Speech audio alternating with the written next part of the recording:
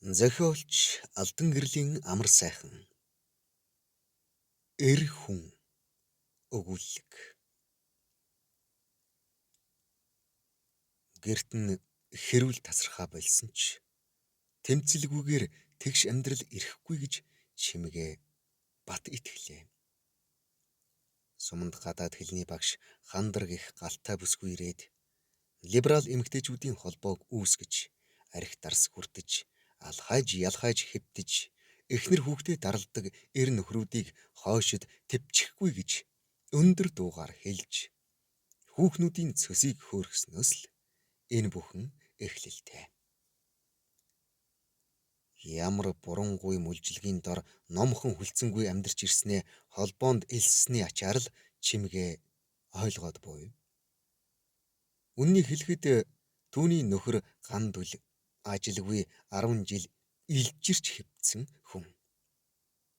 Афганхаа цалинг идэж амь зуудаг дээрээ нэмээд дэндүү дээрэнгүү нэгэн гэдгийг энэ хідэн өдөртөл ухаарч эрс хатуу тэмцэл явуулж эхэллээ.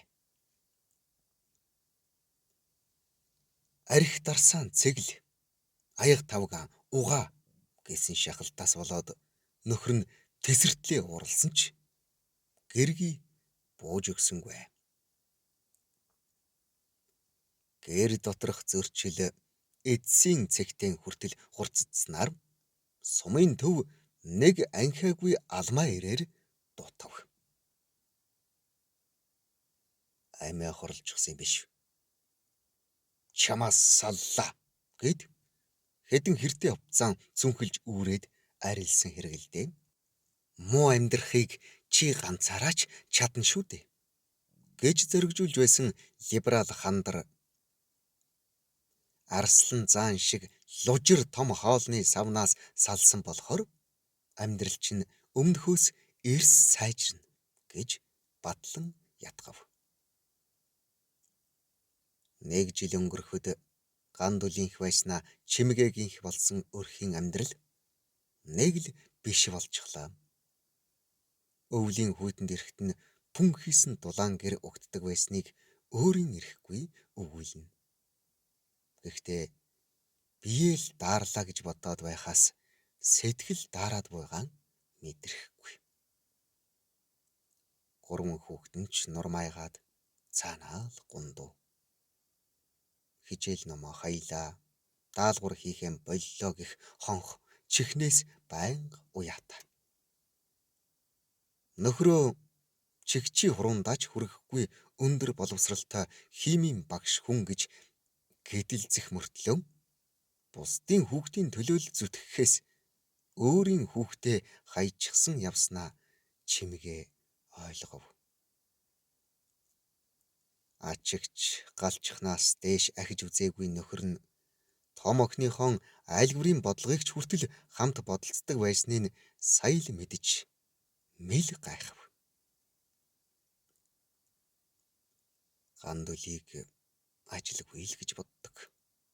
Боддгоор барахгүй яриад хэвшчихсэн явсан. Гэтэл түүн шиг ажилтай хүн сумд ховор байсныг явсны дараа л мэдв. Хэд хоног алга болсноо согтуу сажлаад ирдэг. Мянгат найзынхаа өвлжөөнд сарвч бариад ажлын төгсгөлд аяга юм хүртчихэд ирснийг 7 хоног архи гудраад ирлээ гэж мушигдаг байснаа өнгөрсөн хойно л ойлгосон нь харуулсалтай. Хөдөөгүүр хөлчүү хэсэх бус ямаа самнаж, худаглайдж, хашаа барьж, мотоцикл задалж, олондоо тус дэмтэй явдаг.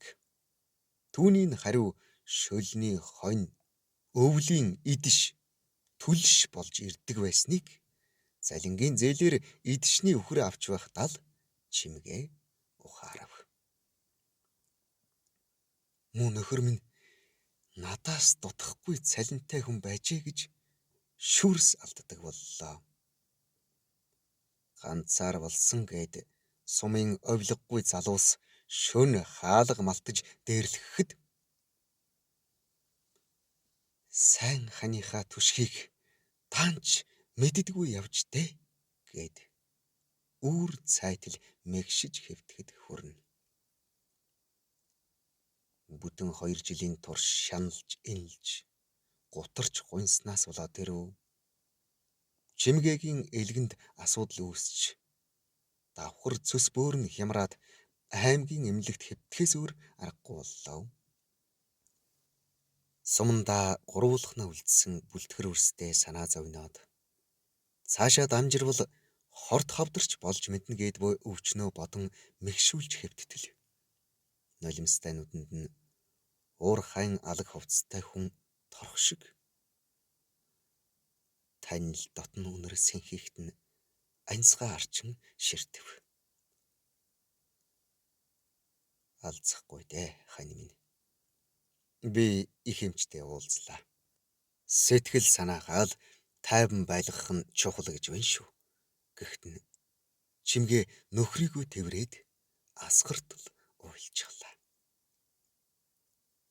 Сумын төвд байх Гандүлийнх гэх айлын хашааны дутуу банзнууд нөхөгдөөд эрцэн эргэсэн дээрээ баруун тийш суучхаад байсан гэр нь засагдж баригдаад цэмбиж цэмцийгээд л явчихлаа. Сумын зан олон эдний босхыг элтэл зочилдог нь эхэлж шөлний хонь, цайны сүв, өрөм тарга зөөгөөд эхэллээ. Либерал хандрын хазгай суртлыг ор тас мартаж буурай ижийнхээ сургаалыг ёсчлон дагдаг болсон чимгээ өглөө бүр өтгөн шаргал цайгаан дээжлээд Гандүлдөө хүндэтгэн барина. Цэвий даагаад нэг л биш болчихсон гэр нь пүн хийтэл дулаа өргөж хүүхдүүдийн нүд гэрэлтэх нь жаргалтай. Авайл нөхөр гэдэг бол аяга тавг угаахаас илүүтэй. Айл гэрийн хямар түшиг тулгуур юм шүү хэмээн өөрийгөө нөхрөөсөө өндөр боловсралтай гэж эндүрч явсан багш ангийн охиддоо сургадаг болвоо. Зохиолыг бичсэн Алдан гэрлийн амар сайхан, уншсан Эрхэнбаярын Батторж.